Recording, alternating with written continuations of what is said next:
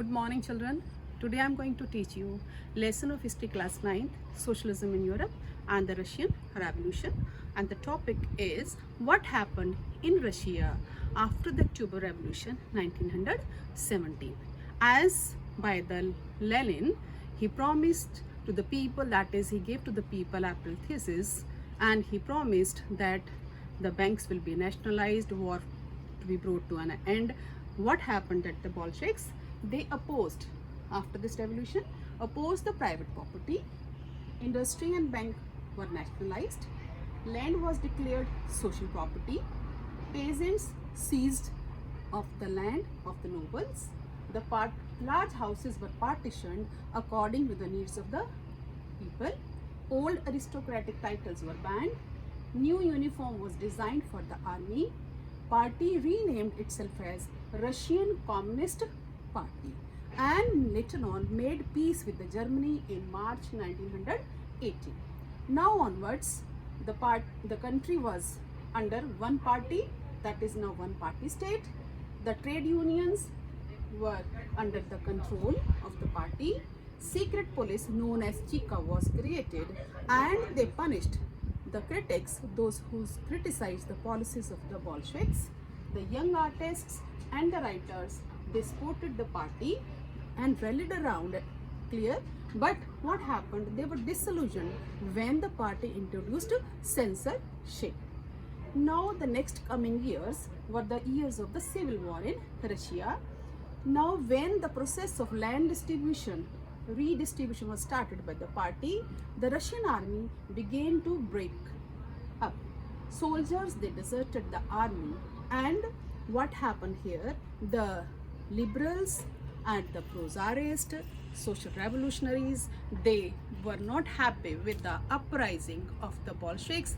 They were criticizing their policies and their leaders. They went to the southern part of Russia. They organized the troops to fight against the red were known as the Bolsheviks.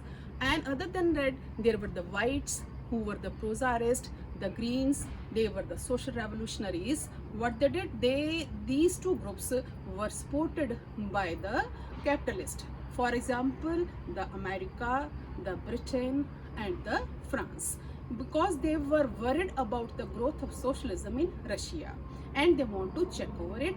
So there was a civil war was there in the country, and there was a loot, there was banditry, there were famine in the country. But still the Bolsheviks were able to capture Russia in January 1920 and formed USSR in December 1922. USSR means Union of Soviet Socialist Republic. Now once it was formed, now they want to make as a socialistic society. So what the steps they took? They introduced, now the country will be, for the growth of the country, they introduced the 5-year plans. So there were the two plans. One was in between 1927 to 1932 and other was 1933 to 38. Now government fixed the prices because they wanted that the industry should grow in India and in Russia, and introduced the centralized planning, which led to the economic growth. Production increased, and this production increased in the steel, coal and oil, and the production was 100% increase in these industries. New factories, with this new factories, the cities emerged. The government extended the schooling system, developed the universities, and the creches were established in the factories. Cheap public health care was provided to the masses, and model living quarters were organized.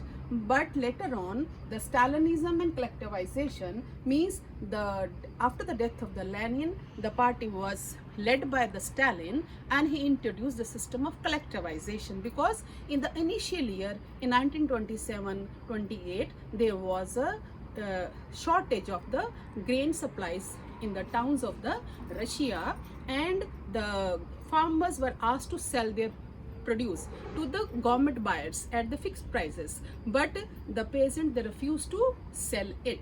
And the Stalin, when he headed the party, he he was also surprised that these rich landlords or the traders, what they have hoarded the grain supplies with the hope that in the future they will have the higher prices. So what he did, he introduced firm emergency measures, that is speculation stopped, supplies were confiscated, and the party member, they supervised the areas that toward the towns and the enforced the grain collections.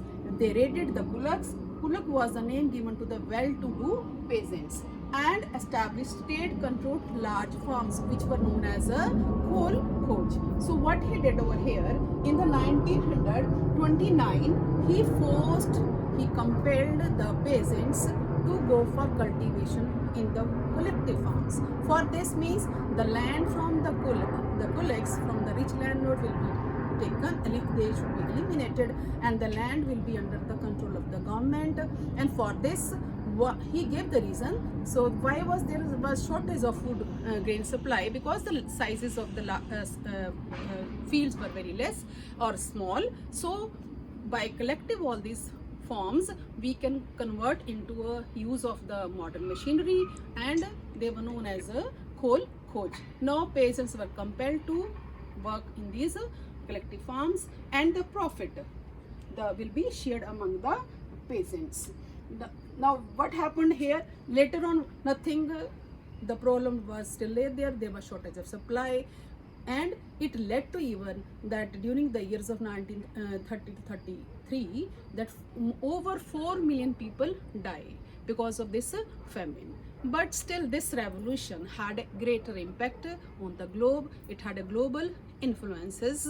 And what was there? Now many countries, they started making that communist parties was formed. For example, in Communist Party of Great Britain and the Bolsheviks, they convinced the colonial people to follow this socialistic experiments. But later on, in the year of 1950 onwards, people realized in Russia that the country which was a very backward, very poor country became a very great country, and there was a development in the industries as well as in the agriculture. Poor were fed. But how it happened? By the repressive policies which were followed by the Bolsheviks, and even the freedom was denied to the people, which in the successive years it led to the disintegration of USSR in December 26, 1991. So I think so you must have understood the chapter. Thank you. Stay blessed.